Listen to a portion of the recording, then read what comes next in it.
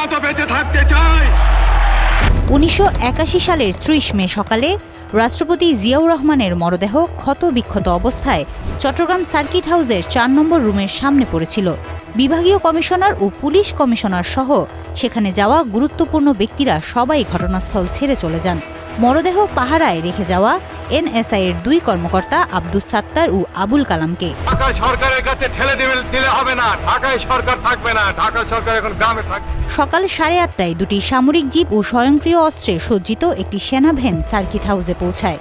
সেখান থেকে 3 জন মেজর ও 10 থেকে 15 জন সিপাহী নেমে এনএসআই এর 2 কর্মকর্তাকে অস্ত্রের মুখে দোতলায় নিয়ে যায়। এরপর রাষ্ট্রপতির রুমে ঢুকে তাদের কাছে গোপন নথিপত্রের বিষয়ে জানতে চান এবং নিজেরাই রুমটিতে তল্লাশি চালান। রাষ্ট্রপতির ব্যক্তিগত জিনিসপত্র নিয়ে একটি সুটকেসে রাখে সেনাবাহিনীর ওই দল। এরপর সুটকেস ও আরও কিছু জিনিসপত্র নিচতলায় নামায় তারা।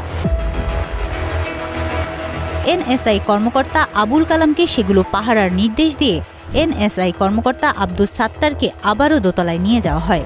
দোতলার বাকি রুমগুলোতে তল্লাশি চালায় তারা।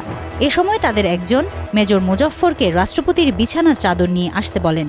ওই সাদা চাদর দিয়ে রাষ্ট্রপতি জিয়াউর রহমানের মরদেহ ঢেকে দেওয়া হয়, মোড়ানো হয় আরেকটি চাদর দিয়ে।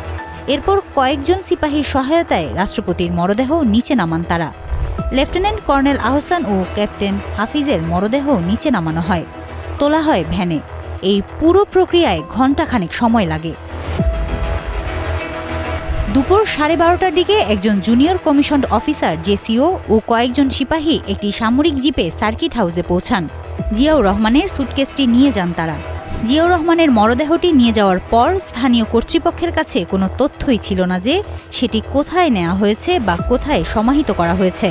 বিদ্রোহী সরকারের পতনের পর 1 জুন কাপ্তাই সড়কের পাশে পাথরঘাটা গ্রামের একটি পাহাড়ের ঢাল থেকে রাষ্ট্রপতি জিয়াউর রহমান, লেফটেন্যান্ট কর্নেল মইনুল আহসান ও ক্যাপ্টেন আশরাফুল হাফিজ খানের মরদেহ উদ্ধার করা হয়। তদন্ত কমিশন বলছে, ওই সময় সার্কিট হাউসে উপস্থিত একাধিক দায়িত্বশীল ব্যক্তি অর্থাৎ 2 প্রতিমন্ত্রী ও নৌবাহিনীর প্রধানের কেউই প্রয়াত রাষ্ট্রপতির মরদেহের নিরাপত্তা ও সুরক্ষা বিষয়ে স্থানীয় কর্মকর্তাদের কোনো পরামর্শ বা নির্দেশ দেওয়ার কথা ভাবেননি। জাতীয় সংকটের সেই মুহূর্তে এ বিষয়ে কোনো নির্দেশনা দেওয়ার কথা মন্ত্রিসভার মাথায়ও আসেনি। তবে সার্কিট হাউসে রাষ্ট্রপতির মরদেহ সুরক্ষিত রাখতে না পারার জন্য পুলিশ সহ স্থানীয় প্রশাসনের কোনো দোষ খুঁজে পায়নি কমিশন।